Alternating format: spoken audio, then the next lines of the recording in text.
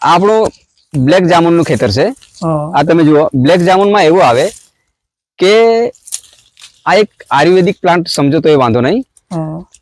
અત્યારે તમને ખ્યાલ હોય તો આયુર્વેદમાં એની ચર્ચાઓ એટલી બધી થતી હોય કે સામાન્ય સિમ્પલ એક માહિતી તમને આપું. આ જામુનનું પ્લાન્ટ અત્યારે એમ કહેવાય કે પાણીમાં જે વધારે TDS નું પાણી હોય ને, તો TDS મેન્ટેન કરવા માટે પણ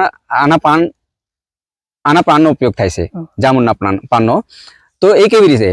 તો તમને એક સિમ્પલ વસ્તુ બતાવું કે આપણે માટલું અગર કોઈ પણ સાધનમાં, કોઈ પણ વસ્તુમાં મતલબ પાણી ભરીએ તો સાંજે એના 5 થી 7 પાન એડ કરી દેવાના, તેમાં નાખી દેવાના, અને સવારે પાણી પીશો, અથવા તો તમે શું કહે કે લેબમાં ટેસ્ટ કરાવશો, અથવા તો તમારું TDS મીટર હશે તમારી પાસે, તો એ TDS મીટર ખરું તમે ટેસ્ટ કરી શકો. એનાથી તમારો TDS મેન્ટેન થઈ જાય છે સવારમાં, ખાલી આ પાન નાખવાથી, ફક્ત પાન નાખવાથી.